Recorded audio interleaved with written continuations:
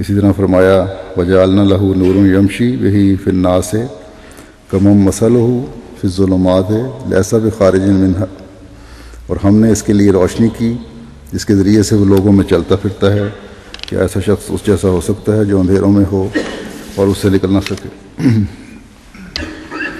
بعض کہتے ہیں کہ اللہ تعالیٰ نے جو اپنا نام نور رکھا ہے تو وہ اس اعتبار سے ہے کہ وہی منور ہے، یعنی ہر چیز کی روشن کرنے والا ہے۔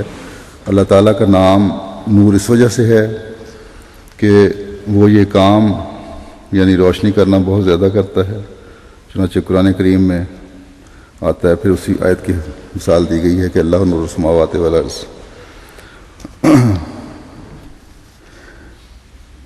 یعنی اللہ ہی ہے جس کے نور سے آسمانی اور زمینی حقائق الاشیاء کا علم ہوتا ہے، اور اپنے ولیوں کو وہ اس نور سے پھر منور کرتا ہے۔ قرآن کریم میں اللہ تعالیٰ نے جو اپنے آپ کو نور السماوات والارض کہا ہے، اور اس کی مثال جیسا کہ میں نے بتایا اہل لغت نے دی ہے، اس آیت میں اپنی یہ جو مثال دی ہے اس کے بارے میں فرمایا کہ وہ نور، یہ مثال دے کر کہ اللہ تعالیٰ ہی آسمانوں اور زمینوں کا نور ہے، لیکن یہ نور انسانوں پر پڑھتے ہوئے انہیں کس طرح منور کرتا ہے۔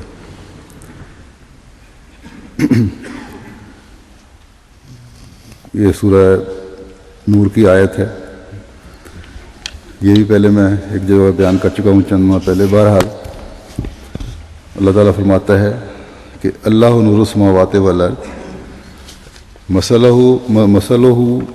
نورہ کمشکات فیہا مصباح المصباح فی زجاجہ الزجاجۃ کأنہا کوکب دری یوقد من شجرۃ مبارکۃ زیتونۃ لا شرقیۃ ولا غربیۃ یکاد زیتھا یضیء ولو لم تمسسہ نار نور علی نور یہدی اللہ لنورہ من یشاء ویضرب اللہ الامثال للناس واللہ بکل شیء علیم، یعنی اللہ آسمانوں اور زمین کا نور ہے، اس کے نور کی مثال ایک تاک کی سی ہے جس میں ایک چراغ ہو، وہ چراغ شیشے کے شمعدان میں ہو، وہ شیشہ ایسا ہو گویا ایک چمکتا ہوا روشن ستارہ ہے، وہ چراغ زیتون کے ایسے مبارک درخت سے روشن کیا گیا ہو جو نہ مشرقی ہو نہ مغربی۔ اس درخت کا تیل ایسا ہے کہ قریب ہے کہ وہ از خود بھڑک کر روشن ہو جائے، خواہ اسے آگ کا شعلہ نہ بھی چھوا ہو۔ یہ نور علی نور ہے، اللہ اپنے نور کی طرف جسے چاہتا ہے ہدایت دیتا ہے، اور اللہ لوگوں کے لیے مثالیں بیان کرتا ہے، اور اللہ ہر چیز کا دائمی علم رکھنے والا ہے۔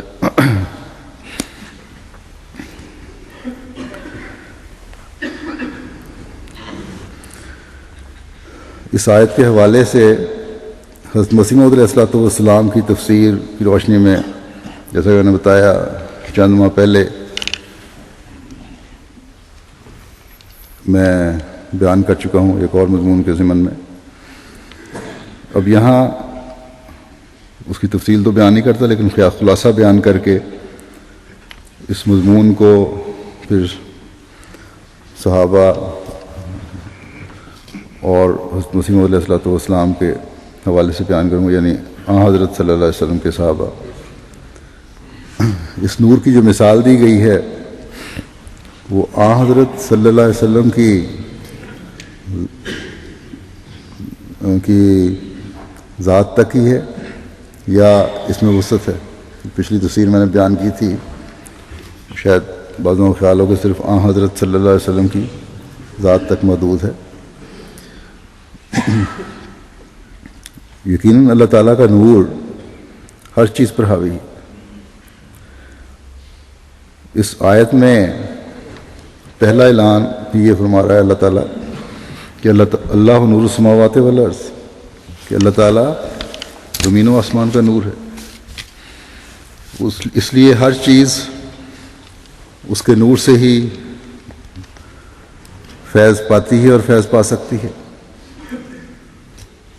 اس کے علاوہ کوئی نہیں جو اپنی ذاتی ہوشیاری یا علم یا عقل سے اس کے نور کو حاصل کر سکے. وہ خود چاہے تو مہیا کرتا ہے اور اس کے طریقے ہیں. یہ نور اللہ تعالیٰ کس طرح ہے اور کیوں ہے؟ اس لیے کہ زمین و آسمان کو پیدا کرنے والا بھی وہی ہے. جب اس نے پیدا کیا تو وہی ہے جو روشنی عطا فرماتا ہے، روحانی بھی اور مادی بھی، جس کا اللہ تعالیٰ نے قرآن کریم میں کئی جگہ ذکر فرمایا ہے کہ میں نے ہی زمین و آسمان کو پیدا کیا. مثلاً یہ جگہ فرماتا ہے اللہ تعالیٰ کہ اللہ الذی خلق السماوات والارض، کہ اللہ وہ ہستی ہے جس نے آسمان اور زمین کو پیدا کیا اور اس میں موجود ہر چیز کو پیدا کیا اور پھر انہیں انسانوں کے لیے مسخر کیا. بس حقیقی نور اللہ تعالیٰ ہی ہے جو دیکھنے والی آنکھ کو ہر جگہ، ہر روح میں، ہر جسم میں، ہر چیز میں نظر آتا ہے. لیکن ایک شخص، ایسا شخص جس کی روحانی آنکھ اندھی ہو، اسے یہ نور نظر نہیں آتا. لیکن ایک مومن اس یقین پر قائم ہے کہ ہماری کائنات اور جتنی بھی کائناتیں ہیں جن کا علم انسان کو ہے یا نہیں ہے، ان کا پیدا کرنے والا، ان کا نور اور ان کو قائم رکھنے والا خدا تعالیٰ ہے. اور اس نور کا صحیح ادراک پیدا کروانے کے لیے خدا تعالیٰ اپنے انبیاء اور فرشتادوں کو بھیجتا ہے، اور وہ اللہ تعالیٰ سے نور پاتے ہیں جو آسمان سے ان پر اترتا ہے اور دنیا میں پھر اسے وہ پھیلاتے ہیں. وہ نور جو آسمان سے اتر کر زمین پر انبیاء کے ذریعے سے پھیلتا ہے، اس کی مثال اس آیت میں بیان فرمائی گئی ہے. جیسا کہ میں نے کہا کہ کچھ عرصہ پہلے حضرت صلی اللہ علیہ وسلم کے حوالے سے کہ یہ نور آپ کی ذات میں کس طرح چمکا میں بیان کر چکا ہوں، اور یہ اعلیٰ ترین معیار تھا اور قیامت تک رہے گا جو اللہ تعالیٰ کے نور کا پرتاؤ بن کر دنیا میں قائم ہوا. اور اسی نور کو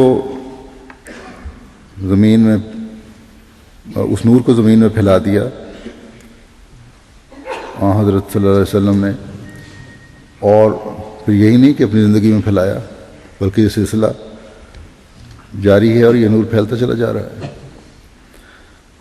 حضرت صلی اللہ علیہ وسلم کی ذات سے اس کی مثال جو ہے مختصراً دوبارہ بیان کر دیتا ہوں. اللہ تعالیٰ نے یہ کہہ کر کہ اللہ نور السماوات والارض، کہ اللہ زمین و آسمان کا نور ہے، پھر فرمایا کہ انسانوں کے سمجھنے کے لیے اس کی مثال ہے، بیان کی جاتی ہے. اور مثال یہ ہے، اس کی مثال ایک مشکات کی طرح ہے، ایک تاک کی طرح ہے، ایک ایسی اونچی جگہ کی طرح ہے جس میں روشنی رکھی جاتی ہے. اور یہ تاک حضرت صلی اللہ علیہ وسلم کا سینہ ہے، اور اس تاک میں ایک مصباح ہے، ایک لیمپ ہے. اور یہ لیمپ اللہ تعالیٰ کی وہی ہے جو حضرت صلی اللہ علیہ وسلم پر اتری. اور یہ لیمپ ایک زجاجہ میں ہے، یعنی شیشے کے گلوب میں ہے، اور یہ گلوب حضرت صلی اللہ علیہ وسلم کا دل ہے جو نہایت صاف اور تمام کثافتوں سے پاک ہے. اور یہ زجاجہ یا گلوب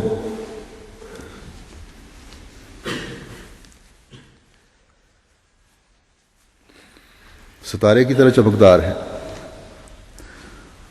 اور خوب روشنی بکھیرتا ہے. حضرت مسیح موعود علیہ الصلوۃ والسلام نے فرمایا کہ اس سے مراد آن حضرت صلی اللہ علیہ وسلم کا دل ہے، جس کے اندر کی روشنی بھی بیرونی قالب پر پانی کی طرح بہتی نظر آتی ہے۔ پھر اللہ تعالیٰ اپنی مثال میں آگے بیان فرماتا ہے کہ یہ چراغ یا لیمپ زیتون کے شجرہ مبارکہ سے روشن ہے، اور اس شجرہ مبارکہ سے مراد یہاں آن حضرت صلی اللہ علیہ وسلم کی جو مثال ہم سامنے رکھیں تو آن حضرت صلی اللہ علیہ وسلم کا وجود ہے، جو تمام کمالات اور برکات کا مجموعہ ہے، جو تا قیامت قائم رہے گا۔